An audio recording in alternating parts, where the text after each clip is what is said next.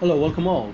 Today I'm here with the explanation of a new chapter, chapter first, the portrait of a lady written by Ch-1, and this is from your book Hornbill. So let's begin it. My grandmother, like everybody's grandmother, was an old woman. She had been old and wrinkled for the 20 years that I had known her. So, here the author speaks of his grandmother, and he says his grandmother looked the same way like everybody else's grandmother. She had been old and wrinkled as the grandparents look. They always look old and wrinkled with gray hair, and also she looked the same way. But what is interestingly said here that she looked the same way ever since his birth, ever since Otter's birth. That is, he was 20 years old now, and he had found his grandmother the same way for the last 20 years. There had been not a single change, not even a fraction of change in her appearance. People said that she had once been young and pretty and had even had a husband, but that was hard to believe. And people say that she had once been very pretty and that she even had a husband, which was very difficult, or which is very difficult to believe, very hard to believe. Why? Because for the last 20 years, the author had been getting her the same way. There had been not even a minor change in her appearance. So, going by her appearance, the way she had been looking for the last 20 years, it was impossible for the author to imagine grandmother in some other ways. For him, grandmother looked the same way right from her birth. It was his imagination. He could not believe that she could look anything different from what she looked now. And that she had a husband, which was almost utterly impossible to believe. That she could ever have a husband was impossible to believe. My grandfather's portrait hung above the mantelpiece in the drawing room. Now, since it is said that she had a husband, so the author speaks of her husband, and what is said here, he says that his grandfather's portrait, that is picture, hung above mantelpiece. That is, his picture was there above, hung above the mantelpiece. That is, in the drawing room, say, in their drawing room, there was the mantelpiece. Mantelpiece means a place where people make fire, and which remains connected to a chimney, and the smoke is released through a chimney. So that mantelpiece, above that mantelpiece was grandfather's picture in the drawing room. He wore a big turban and loose-fitting clothes. So in the picture, grandfather appeared in loose-fitting clothes. In the picture, he wore loose-fitting clothes, and he had a big turban. He wore a big turban. So the author describes grandfather's appearance as he looked there in the picture. His long white beard covered the best part of his chest, and he looked at least 100 years old. And there in the picture, uh, he had long beard, long white beard, and the beard covered the most part of his chest. That is, he had a long beard, pretty long beard. And he looked 100 years old. Even grandfather looked terribly old, so old that the author imagined him to be something around 100 years, looking or by the picture.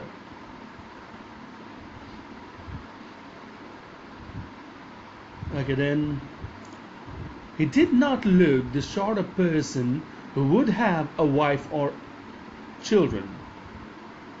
He looked as if he could only have lots and lots of grandchildren. And going by the picture again, he looked as if he could only have grandchildren and he could never have children because he looked terribly old. And for such a man, it is very difficult to imagine that the person will have children. People can only imagine, for them, people can only imagine and say that they have lots, and they speak of them as having lots and lots of grandchildren. And he too looked as if he was having lots and lots of grandchildren. As for my grandmother, being young and pretty, the thought was almost revolting. And to imagine, to think of grandmother being young and pretty was revolting. That idea was revolting. That was something mind-boggling, something that gives you a wild imagination. She often told us of the games she used to play as a child. Now, this grandmother often used to tell children of the kind of game she used to play as a child. That seemed quite absurd and undignified on her part, and we treated it like the fables of the prophets she used to tell us. And it was again very difficult to imagine her playing the kind of games that she said she used to play. Because to imagine grandmother playing such game was quite absurd, quite rubbish, and undignified, below her dignity. Because she was now having grandchildren, and it was for the grandchildren to play such games, and to imagine that the grandmother played such kind of games was that a grandmother could play such kind of game was beyond her dignity, cannot be imagined. And so the children treated it something like the prophets, something like the fables of the prophets. She used to tell us it's something like the fables, stories of prophets, that she was telling stories of the prophets, that the prophets used to play this and that, and so on. So they could not imagine her as being their grandmother and playing such kind of games, but they treated her as part of a fable in which the prophet used to say do different kind of activities. She had always been short and fat and slightly bent. About grandmother's appearance, she had always been short. She was short in height, a short statured, fat, and slightly bent. She was a little bent forward.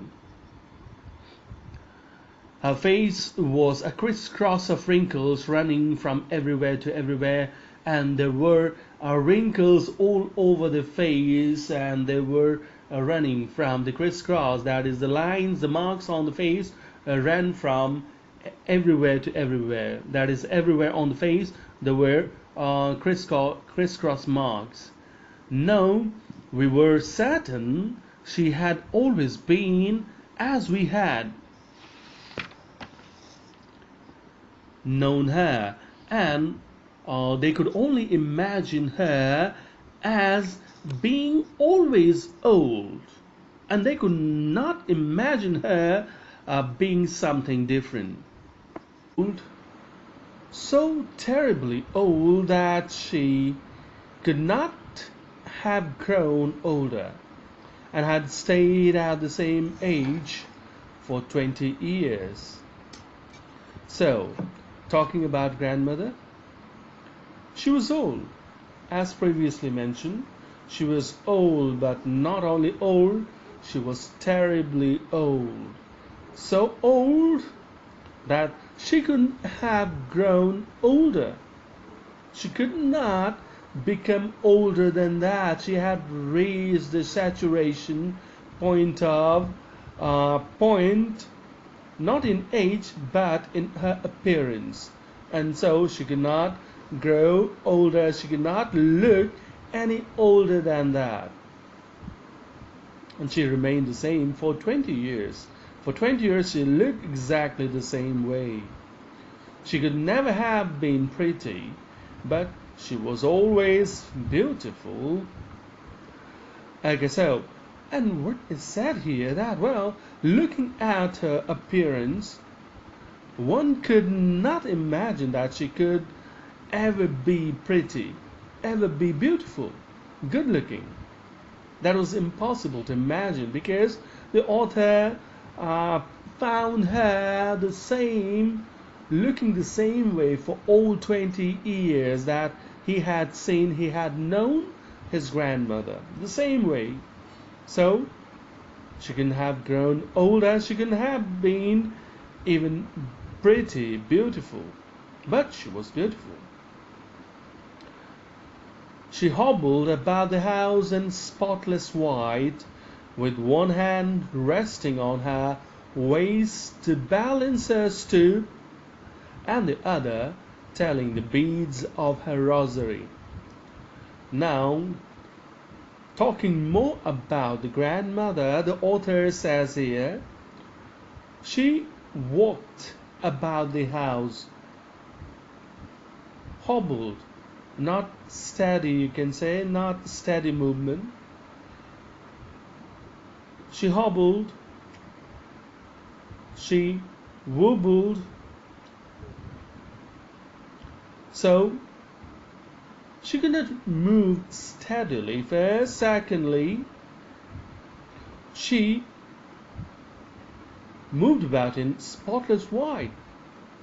That is, she wore white sari, and since she was pretty in her young days, that is, she was fair looking, so already the complexion was fair, and secondly, she wore white sari, so she looked completely white.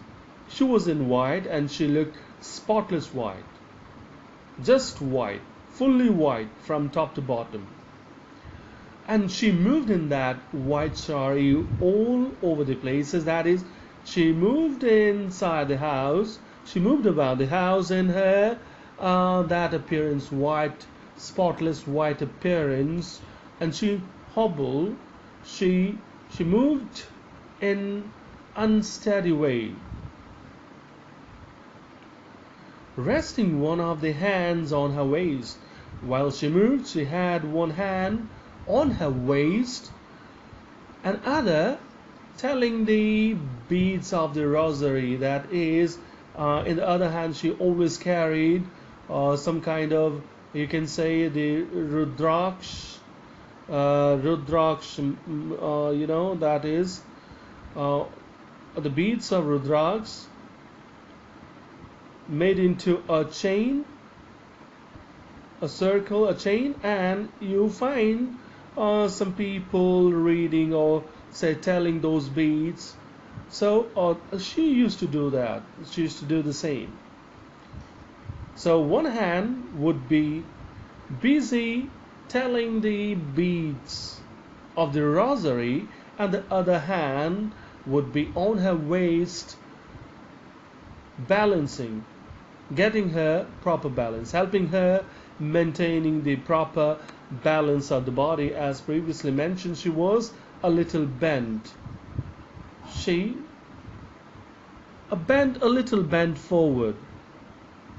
So she had to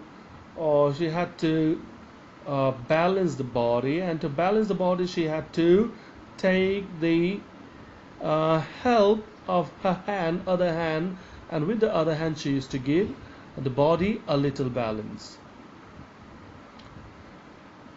Her silver locks were scattered untidily over her pale, puckered face, and again her hair were all silvery, all grey. As they were grey, so they looked silvery. So here the author mentions here silvery lock, referring to the grey hair of the grandmother. And at the same time, she had the puckered face. Puckered means face having folds. Skin folding on face, that is called puckered face. So her face was puckered, and her lips constantly moved in inaudible prayer as she kept herself busy telling the beads of the rosary. So her lips also remained engaged in her prayer. She was always busy in her prayer, remembering the God, or praying to God. So that was it, and the prayer was always inaudible. That is silent. Yes, she was beautiful. She was like the winter landscape in the mountains. Yes, she was beautiful, and she was just like the winter landscape in the mountain. So during winter time in the mountains, what do we see, or what we find? Snow. The mountain gets covered with snow, so she just looked the same way, complete white. An expanse of pure white serenity, breathing peace and contentment. So she was an expanse of pure white serenity. She was fully white. Fully white, so an expanse, a spread of pure white serenity, beauty, breathing peace and contentment. And she was always breathing peace. That is, she was at peace. There was peace in her life, and she was contented. She had no desires. She was free from desires, so she had a peaceful life, peaceful living. My grandmother and I were good friends. My parents left me with her when they went to live in the city, and we were constantly together. So the author talks here about the situation which allowed him to stay with grandmother. So it all happened that our father worked in the city, and he had to stay there. And since he had to take his family there, so first he went with his wife, that is author's mother, and first they made all the arrangements there. And when they got settled there, after that he called. He sent for both of them. So until they were settled there in the city, he was left there with the grandmother in the village. So both of them stayed together for that amount of time until they were called to the city. She used to wake me up in the morning and get me ready for school. In the morning, she would wake him up and also get him ready for the school. That was the duty of grandmother, since there was no third person in the family there in the village.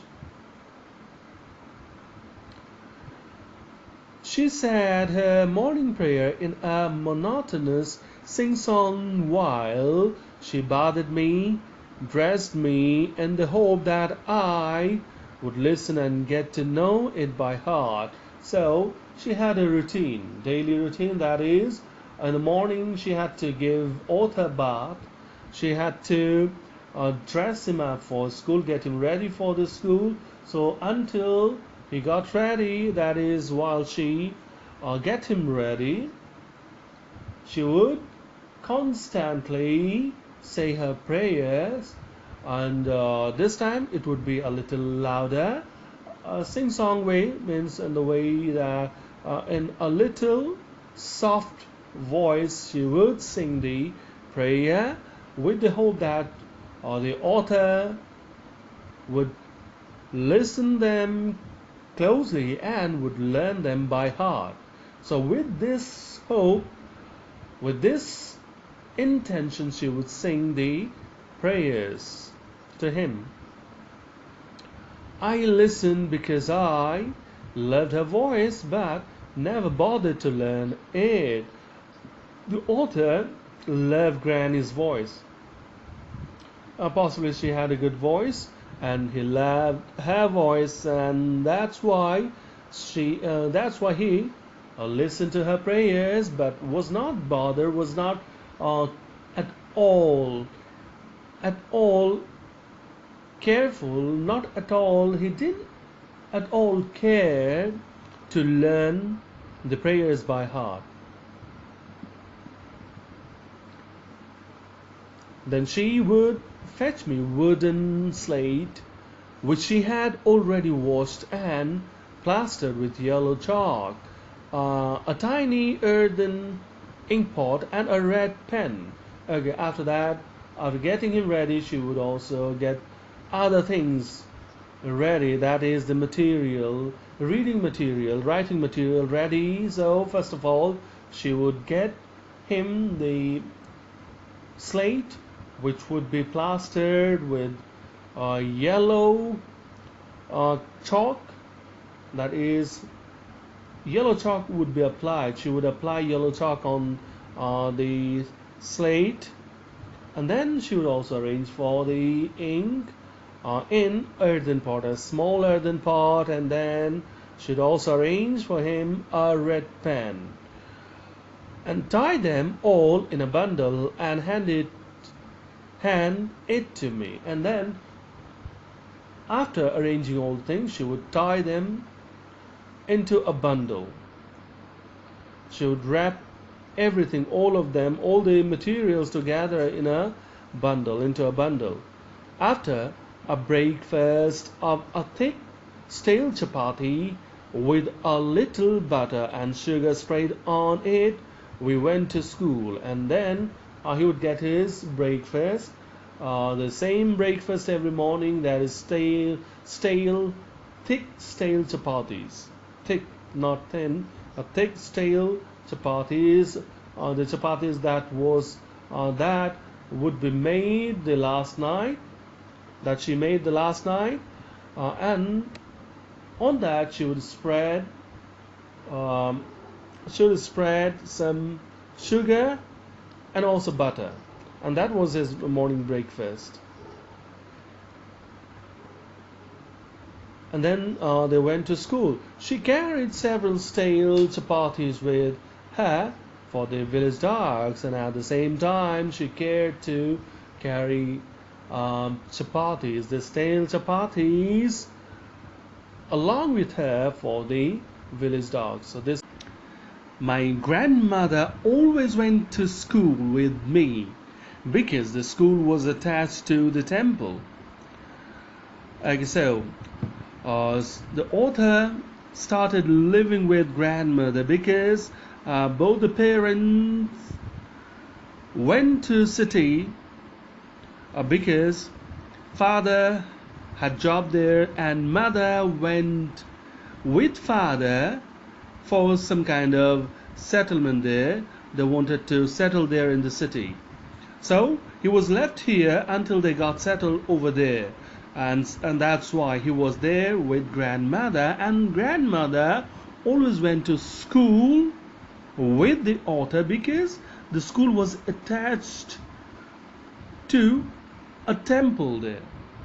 That is, school and temple were at the same place. The priest taught us the alphabet and the morning prayer. So there, they were given two tasks. That is, they were given two lessons. One, the lesson on alphabet, and second, they were given the lesson on the prayer. Every day morning prayer was held there, and they were given the lesson on morning prayers. While the children sat in the rows on either side of the veranda, singing the alphabet or the prayer in a chorus, my grandmother sat inside reading the scripture. So there the children sat in rows on either side of veranda, that is on the both side of veranda. So they sat there, they sang prayers, either they sang prayers or the alphabet in chorus together. Together they recited either the prayer, say they sang the prayer, or in the other case they recited the alphabet.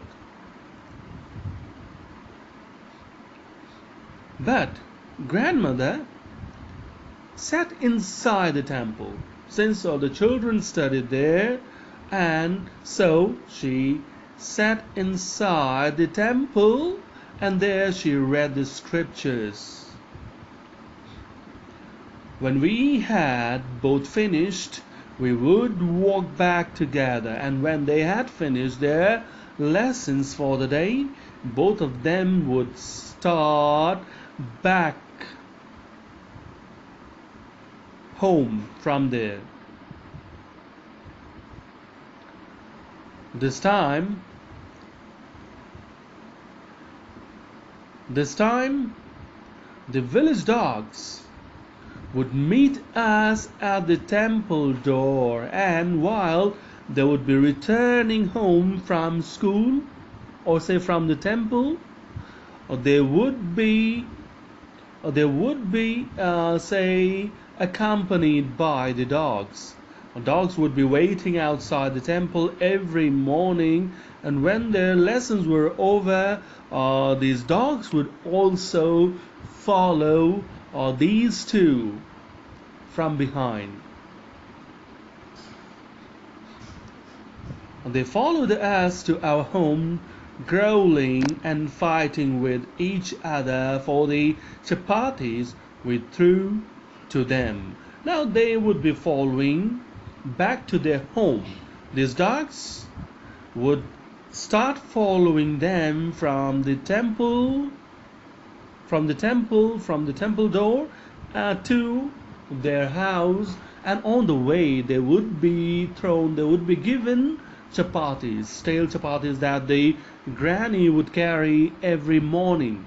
And while they would throw, or they would growl, that is, they would have aggressive posture towards the other dogs, because they would be say fighting for the chapatis. So they would be growling, that is, aggressively barking or shouting or taking aggressive posture against the other dog, and in this way fighting also sometimes with each other. When my parents were comfortably settled in the city, they sent for us, and when they were fully settled there, they sent for both of them. That is, they called both of them to join the family there in the city. That was a turning point in our relationship, and that was the point where the relationship took a different turn. Here they were very much friendly, but there it took a different turn. Although we shared the same room, my grandmother no longer came to school with me. Like here too, they shared the same room. They were given a common room where both of them lived.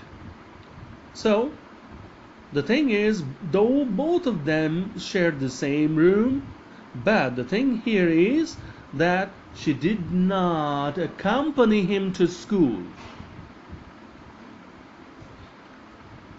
I used to go to an English school in a motor bus, and the question is, why didn't she accompany him to school? Why didn't she go to his school? It's because he read here in the city. He went to an English medium school, and there school bus service was there, and school bus used to come and pick him from the place. That is, the bus service was there. He was picked and dropped at the same place. There were no dogs in the streets, and she took to feeding sparrows in the courtyard of our city house. And since she didn't go to school, or she didn't come out of the house, so the dogs. She had no chance getting the dogs, meeting the dogs, or finding the dogs and carrying them food. And that's why she made some changes in her routine, in her schedule. Not that way, but a little bit change was made here. And now she used to feed the sparrows in the courtyard only. As the years rolled by, we saw less of each other. For some time, she continued to wake me up and get me ready for school. So, as the years passed by, they saw less of each other. That is, there was a little time to spend together for both of them, because he was now in a school, he was young, and so he remained busy with his studies. Though Granny continued to wake him up and get him ready for school, yet there was not much of interaction between the two. When I came back, she would ask me what the teacher had taught me, and when he returned from school, she would ask him what the teacher taught him that day. I'll tell her English words and little things of Western science and learning, the law of gravity, Archimedes' principle, the world being round, etc. So, here at the city, when the author would return home from school, Granny would ask him about the lessons that he learned in school, and there he would inform her about the English words, Western style of education, that is, Western system of education, in which there were taught science, maths, history, geography. So he would tell everything about those things. Say the principle, like Archimedes' principle, law of gravity, and the world being round, etc., etc. He would say all about these things. This made her unhappy. She could not help me with my lessons, and that made her upset, her unhappy, because here she could not help him in his studies, in his lessons. So, because here the case is that she never studied all those things, she never studied English, so she could not help him in his studies, and that's why she was upset. She did not believe in the things they taught at the English school and was distressed that there was no teaching about God and the scriptures. Well, she didn't believe in the Western system of education, and she was particularly upset, distressed, because in these English medium schools there were no teaching about God, there was no teaching about the scriptures. No scriptures were part of their education, and that's why she was very much upset. One day I announced that we were being given music lessons. She was very disturbed, and one day she was informed by the author that they were being given, that the music lessons have started in their school, and that they are given say the lessons on music. So that upsets the granny. She was disturbed. To have music had lewd associations. It was the monopoly of the harlots and the beggars, and not meant for gentlefolk. Okay, so, according to Granny, music was not for the gentlemen, was not for the good families.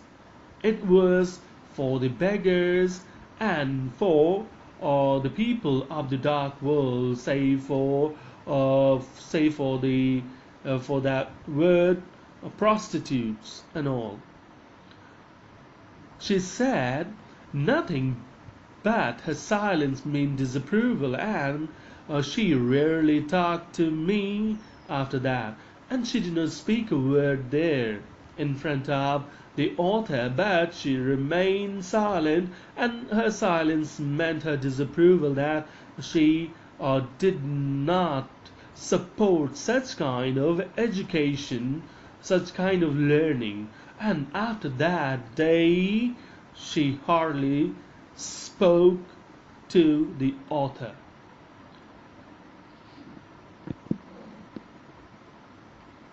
When I went up to university, I was given a room of my own. He cleared college, now he joined university, and there, for his preparation for his studies, he was provided a separate room, and this is where the granny became completely alone. The common link of friendship was snapped, the common link between the two, between the granny and the grandson, between the granny and the author was snapped, was broken. That friendship came to an end. My grandmother accepted her seclusion with resignation. She accepted the seclusion, that she was segregated, that she was left alone, and that the author was given another room, separate room for his studies, and there was nobody with whom she could share her feelings, her thoughts. That was accepted by Granny readily, because she knew that he needed separate room for studies, and that he had already moved away from her life. She rarely left her spinning wheel to talk to anyone, and now she kept herself busy with spinning wheel, the one that was spun by Gandhiji for weaving or for spinning yarn. So she kept herself busy with that spinning wheel. And reciting, sorry, spinning wheel to talk to anyone. From sunrise to sunset, she sat by her wheel spinning and reciting prayer from the entire day. She had no other work. She kept herself busy with two things. One, spinning a wheel with the spinning wheel, spinning the yarn, and secondly, with her prayers. These were the two things that she did throughout the day. Only in the afternoon she relaxed for a while to feed the sparrows, and between these two things there was a break that was taken by her during the afternoons, and during this period she would feed sparrows. While she sat in the veranda breaking the bread into little bits, hundreds of little birds collected round her, creating a veritable bedlam of chirrupings. And here, while she would break the breads into little pieces, tiny pieces, she would crumble the bread into tiny pieces, into bits. The sparrows would create a loud kind of noise. They would create ruckus there. They would create chaos there with their chirpings, with their chirpings. And then what they would do, these birds would collect round the granny. Some came and perched on her legs, others on her shoulders. Some even sat on her head. These birds would be moving round Granny, and sometimes, on occasions, they would sit on her legs, on her shoulder, and even on her head. She smiled, but never shooed them away. She smiled, she gave only a smile to these birds, but never shooed them away, but never turn them away, never scared them away.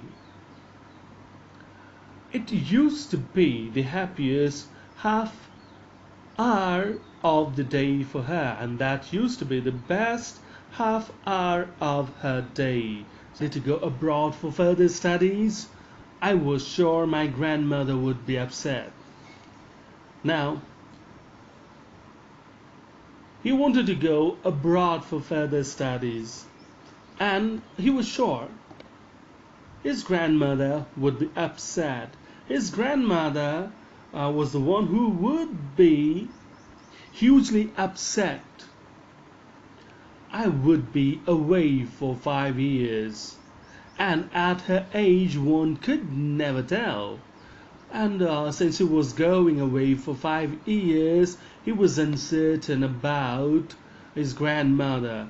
He was uncertain about the fact that she was already old, she was quite aged, and he was uncertain whether he would be able to see her again when he returned from there. But my grandmother could. But, author says, his grandmother could. His grandmother could assure that she would survive, that she would live to see him back. She was not even sentimental. And when he was leaving, he was going abroad there at the station, she did not look sentimental at all. She did not look emotional. She came to leave me at the railway station, but she did not talk or show any emotion.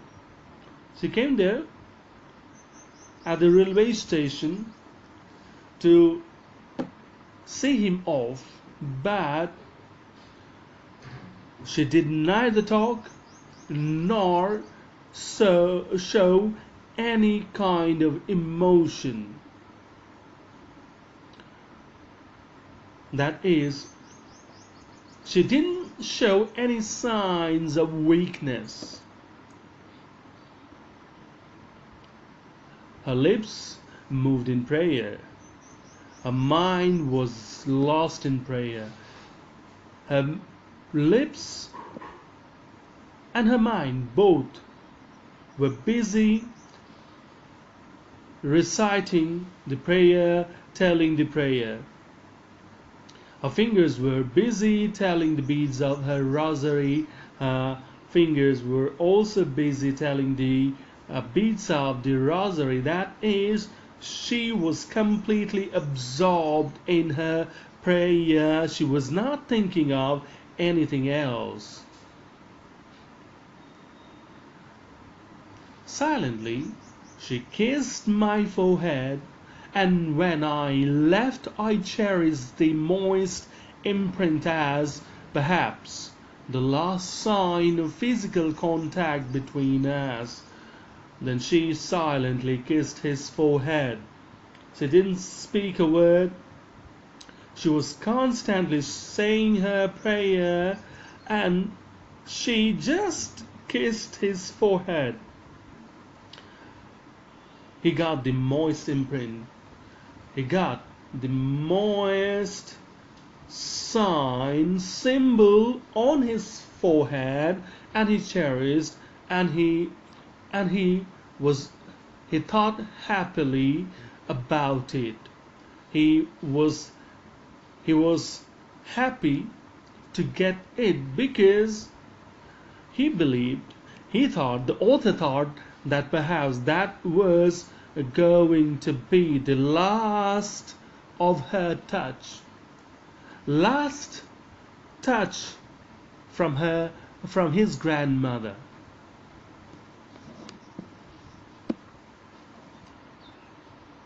But that was not so. But that was not the case. That was not the last occasion when the author could see, author could touch his granny. After 5 years, when I came back home and was met by her at the station. That is, 5 years back, when he returned, he was received by, that is, Granny was there to receive him. He was received by Granny at the station. She did not look a day older. After 5 years, when he returned, he had a look at his granny, and she didn't look even a day older. The way he left her, he found her the same way. Her appearance, everything remained the same, and there was not a bit of change in her appearance.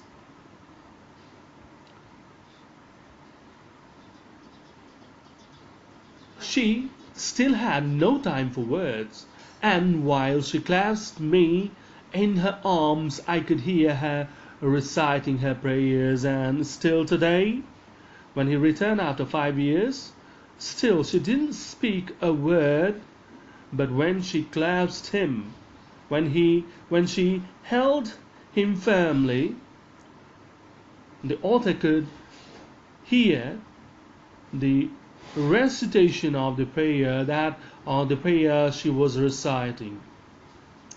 Even on the first day of my arrival, her happiest moments were with her sparrows, whom she fed longer and with frivolous rebukes. Okay, even on the first day of author's arrival, after such a long period, after such a long time, her happiest moment was spent with the sparrows, and now she was feeding longer than ever. That is, earlier she used to feed these sparrows for half an hour during afternoon, but now she was spending more time with these sparrows. And not only that, she was even scolding foolishly scolding the sparrows. That is frivolous review. In the evening, a change came over her. She did not pray. She collected the women of the neighborhood, got an old drum, and started to sing. So a change took place in her attitude, in her behavior, and what she did not pray. That evening she did not pray at all. She collected, instead of praying, she collected all the women from the neighborhood, got an old drum, and started to sing. She collected all the women from the neighborhood, got a drum, managed a drum from somewhere, and started to sing. For several hours, she thumbed the sagging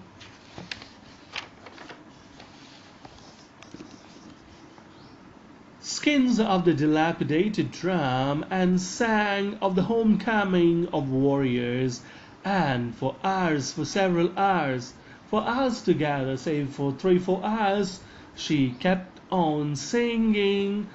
She was singing the homecoming of the warriors, just like the way the warriors, after their victory in the war, were welcomed by the people,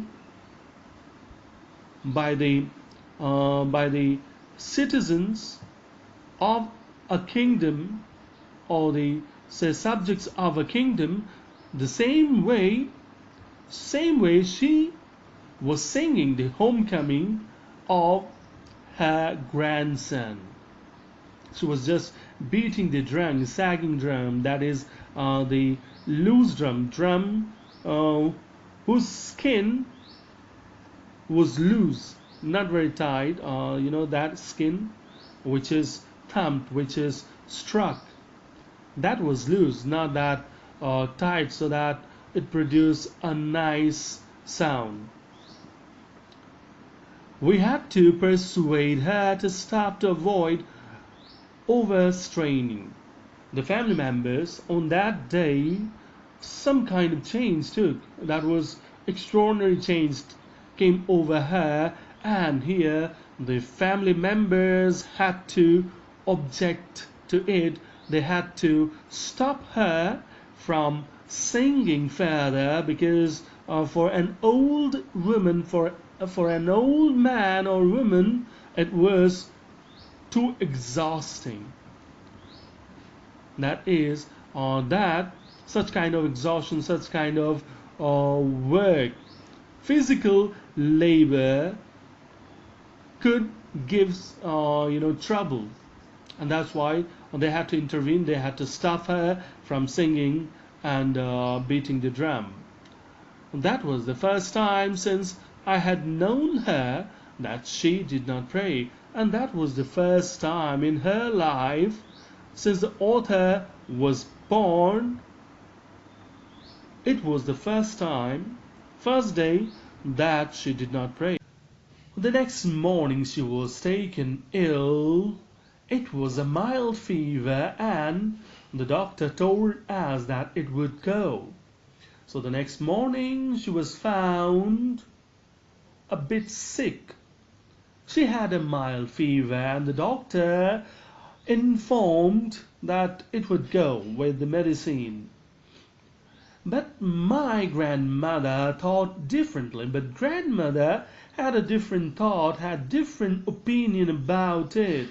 She told us that her end was near. She told the family members that her end was near. She was about to die. She said that since only a few hours before the close of the last chapter of her life, she had omitted to pray, she was not going to waste any more time talking to us. Now, she said those words, she spoke those words, and she spoke those words hardly a few hours before her end, before the close of her chapter of her life. And when she realized that, when she came to this realization that her death was approaching, she omitted to prayer. That is, she shut herself completely from the other members of the family. She did not talk to anybody in the house and simply prayed. She did not want to waste any time talking to them. We protested, but she ignored our protest. The family members, everyone in the family protested. They said no, nothing going to happen. Everything would be all right, but she ignored. She knew that she was nearing death. She lay peacefully in bed, praying and telling her beads. She lay peacefully. She was lying in her bed peacefully and telling the beads of her rosary. Even before we could suspect, her lips stopped moving and the rosary fell from her lifeless fingers, and before they could suspect, she was dead. She was dead. The lips stopped moving. The rosary, the beads of rosary, or say the rosary, fell off her fingers. A peaceful pallor spread on her face, and we knew that she was dead. As she was dead, there was peace on her face, and there was the yellow tinge on it, and the family realized that she was dead. We lifted her off the bed and, as is customary, laid her on the ground and covered her with a red shroud. And the family members then lifted her from the bed and laid her on the ground, as is customary, as is the system, and covered her with a red shroud, a red piece of cloth. After a few hours of mourning, we left her alone to make arrangements for her funeral, and then they moved away. After few hours, that after sitting there for a few hours, all of them moved out of the room to make arrangements for the funeral. In the evening, we went to her room with the crude stretcher to take her to be cremated, and they returned after a few hours with all the arrangements, and they went into her room with a crude stretcher, a crude framework which appears like a stretcher, and they went into the room to carry her to be cremated. The sun was setting and had lit her room and veranda with a blaze of golden light. The sun was setting. The day was coming towards the end, and so her room was illuminated with the light from the rays from the setting sun, and also not only her room but veranda was also ablaze with, or that is illuminated with the golden light of the sun. We stopped halfway in the courtyard, all over the veranda and in her room, right up to where she lay dead and stiff wrapped in red shroud. Thousands of sparrows sat scattered on the floor, and when they were approaching, they stopped halfway in the courtyard. So the sparrows coming there in thousands, they spread themselves, they scattered themselves all over the place. They covered the empty space of the courtyard, and also of the room where the body of the dead grandmother lay on the ground, and they scattered themselves as close close to the body, as close to the corpse. But they sat all silent, all quiet, they were all in grief. The, there was no chirruping. There was no chirruping. There was no chaos. There was no ruckus of the birds there. We felt sorry for the birds, and my mother fetched some bread for them. And as they were all silent, not even a single bird chirruped. The family felt bad about them, and so mother went into the kitchen and fetched some bread from there, and then what she did, she broke it into little crumbs. Then she broke it into little crumbs, that is, broke the bread into tiny, very tiny pieces, the way my grandmother used to, and threw it to them. And they did the same way as grandmother used to do and threw it to them. The sparrows took no notice of the bread, but they were not interested in the bread, not interested in the food today. They did not buzz, they did not pay any heed of the food. When we carried my grandmother's corpse off, they flew away quietly, and when it was time to take away the corpse from there, all the birds flew away quietly.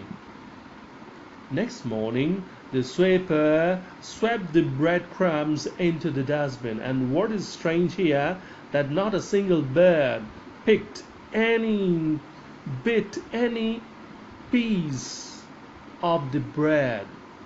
They all returned without picking a piece of bread, a tiny piece of bread.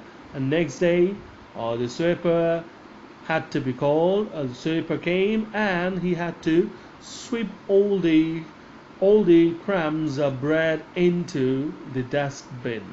So this is all about this chapter. The chapter gets over. So thank you for now.